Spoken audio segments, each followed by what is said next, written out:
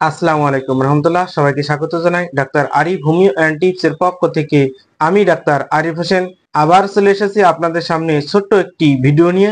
আজকের ভিডিওটি অত্যন্ত গুরুত্বপূর্ণ, কারণ আমি কথা বলবো এমন একটি ঔষধ নিয়ে যা ঠান্ডা, কাশি, গলা ব্যথা এই তিন সমস্যার দারুণ সমাধান। ঔষধটির নাম হচ্ছে রিউমেক্স ক্রিসপস, বাংলায় অনেকে একে রিমেক্স বলেই জানে।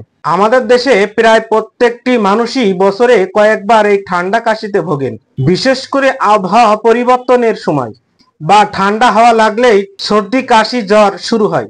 অনেকের ক্ষেত্রেই শুকনা কাশি, আবার কারো ক্ষেত্রে কফ সহ কাশি দেখা দেয়। তবে একটি বিশেষ ধরনের কাশি আছে যেটা ঠান্ডা বাতাসে বেরুলেই বেড়ে যায়। রাত্রে ঘুমাতে গেলেই কাশি শুরু হয় এবং কথা বললেও গলা চুলকায়, কাশি হয়। এই অবস্থায় একমাত্র রিমেক্সই হতে পারে সঠিক সমাধান। এখন আমি বলবো রিমেক্সের প্রধান লক্ষণ সমূহ, কিন্তু তার আগে আমার এই ভিডিওটি যারা নতুন দেখছেন তাদের উদ্দেশ্যে বলবো, আমি এখানে বিভিন্ন ধরনের রোগের সমস্যায় হোমিওপ্যাথিক চিকিৎসা এবং স্বাস্থ্য টিপস নিয়ে আলোচনা করে থাকি। আমার এই চ্যানেলটি অবশ্যই সাবস্ক্রাইব করুন এবং নতুন নতুন ভিডিওর আপডেট সবার আগে পেতে অবশ্যই বেল আইকনটি প্রেস করুন।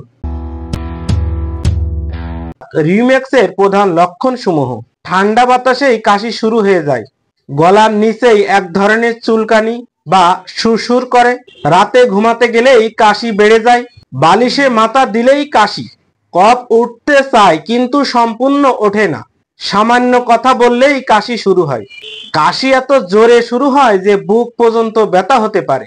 এই লক্ষণগুলো যদি আপনার সাথে মিলে যায় তাহলে রিমেক্সই হতে পারে সঠিক ঔষধ। এই কাশির মূল কারণ সাধারণত ঠান্ডা বাতাসে সংবেদনশীলতা। গলা স্নায়ু ঠান্ডা বাতাসে উত্তেজিত হয়ে কাশির সৃষ্টি করে। রিমেক্স এই স্নায়ুর অতিরিক্ত সংবেদনশীলতা দূর করে কাজ করে মূল থেকে।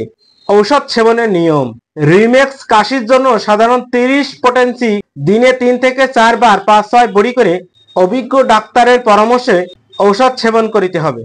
তো বন্ধুরা, আজ আমরা জানলাম ঠান্ডা ও কাশির চমৎকার একটি ঔষধ রিমেক্স। এটি বিশেষ করে ঠান্ডা বাতাসে বেড়ে যায় এবং শুকনা কাশিতে সবচেয়ে বেশি কার্যকর।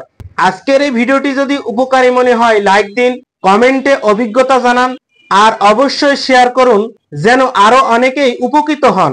আজ এ পর্যন্তই। হোমিওপ্যাথিক চিকিৎসা নিন, সুস্থ থাকুন।